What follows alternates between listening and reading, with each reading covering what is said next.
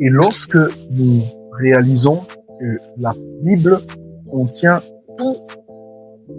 tous les principes importants de tous les domaines de la vie d'un homme, nous comprenons, lorsque nous comprenons aussi qu'au-delà de ces principes-là, il y a des réalités spirituelles, parce que nous savons que le monde n'est pas le monde, nous savons par la foi que le monde, les choses visibles sont tirées des choses invisibles. Et la révélation des mystères que nous apporte le Saint-Esprit par la méditation et l'étude de la Bible, en tout cas, me permet de dire que la Bible est le trésor, le trésor le plus inestimable de l'humanité. Et c'est là que la leçon que je peux tirer de ce fait, les chrétiens que nous sommes, les chrétiens que nous sommes, les chrétiens que vous êtes, les enfants de Dieu que nous sommes, nous devons réaliser la mine d'or que nous avons entre les mains. C'est une mine d'or que nous laissons souvent prendre la poussière. C'est un puits de richesse que nous laissons prendre la poussière. Vous imaginez ce coffre à trésor, un coffre à trésor, mais qui prend la poussière. Certaines personnes peuvent passer à côté. Même le voleur ne prendra pas la peine de regarder. Mais il suffira juste d'ouvrir. Et certaines personnes, nous sommes comme ces familles qui ont laissé des coffres à trésor prendre la poussière. Nous ne réalisons pas parce que nous n'avons pas ouvert. Et si nous faisons le pas d'ouvrir la Bible par l'étude, par son étude, par sa méditation, par un enseignement, une pédagogie suivie à la lettre du Saint-Esprit et une relation avec le Saint-Esprit, nous allons nous rendre compte de réellement qu'est-ce qu'il a dit. Le deuxième fait que je trouve intéressant, c'est la manière dont les hommes ont été convaincus de l'importance de la Bible au point de sacrifier leur vie, au point de sacrifier leur richesse, au point de sacrifier leur patrimoine, afin que nous, aujourd'hui, nous puissions bénéficier des richesses de cette œuvre. Vous savez, il y a des gens qui ont eu à se vendre tels des esclaves. Ils ont renoncé à leur liberté. Et je parle ici des frères Mouraves. Personnellement, c'est lorsque j'aurai une chambre de prière chez moi, j'aurai à placarder une affiche des frères Mouraves. Ils se sont vendus. Ils ont été caractérisés par un zèle ardent pour le partage de l'évangile. D'ailleurs, celui qui est leur initiateur, Jan Hus, H-U-S, a été immolé parce qu'il défendait la vérité de la Bible. Et ces hommes se sont vendus tels des esclaves pour partager la parole, pour partager les réalités, les valeurs, les principes de la Bible, la richesse de la Bible aux esclaves. Je peux aussi citer des personnes qui ont eu à sacrifier leur patrimoine, à sacrifier leurs sources de revenus, qui étaient les imprimeries, pour l'imprimerie des Bibles, pour l'imprimerie des Bibles que nous, on a aujourd'hui. Voilà pourquoi l'apôtre Michael Europe disait, il a dit deux choses à laquelle j'adhère. Il a dit,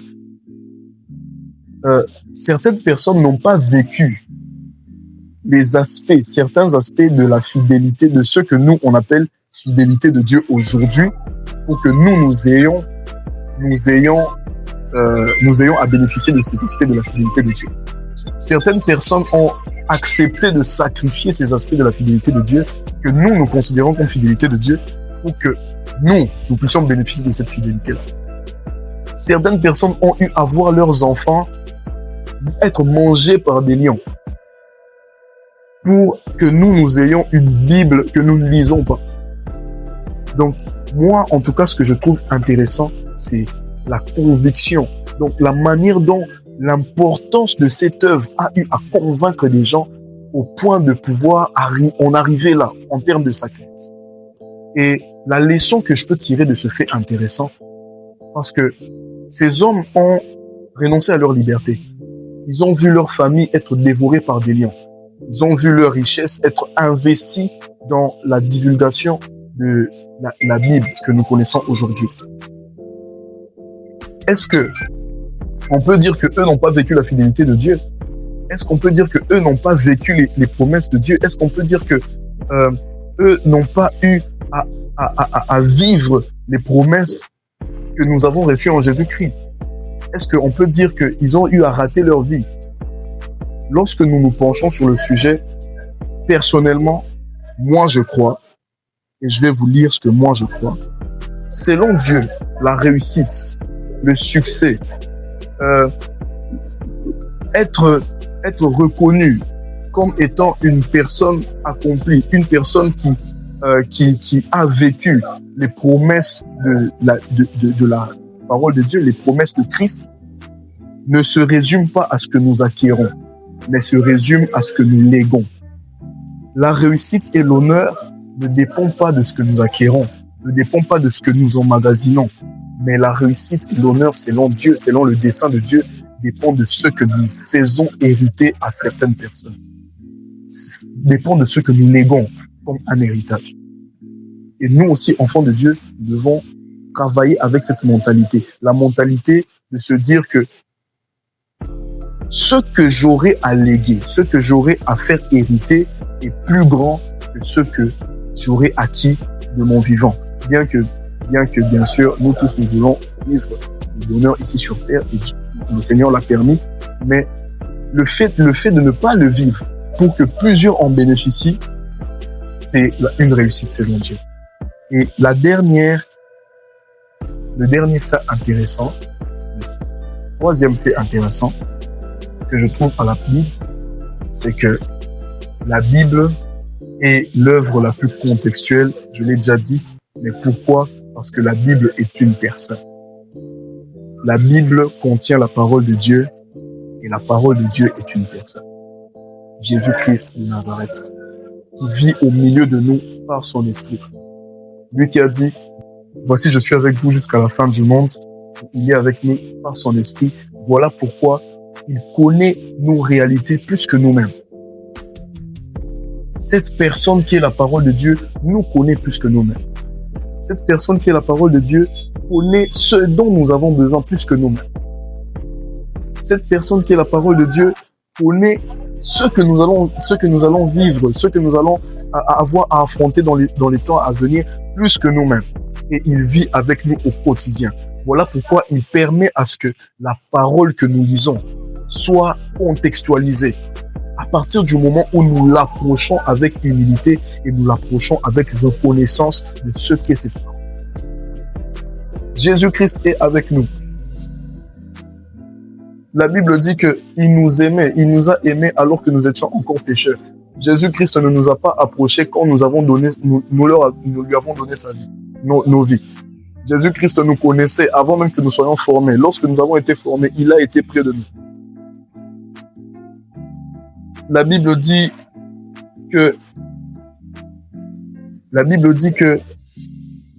il a fait en sorte qu'il le cherche en tâtonnant, bien qu'il n'était pas éloigné d'eux.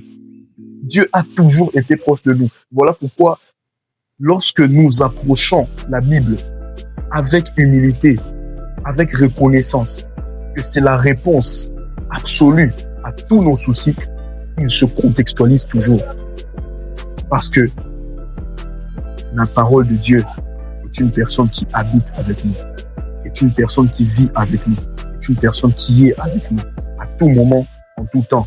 Que nous péchions, que nous ne péchions pas, le Seigneur nous a aimés avant. Bien que je n'encourage pas, nous ne pouvons pas encourager la stagnation dans la croissance. Nous ne pouvons pas encourager une croissance qui n'est pas optimale, une croissance qui n'est pas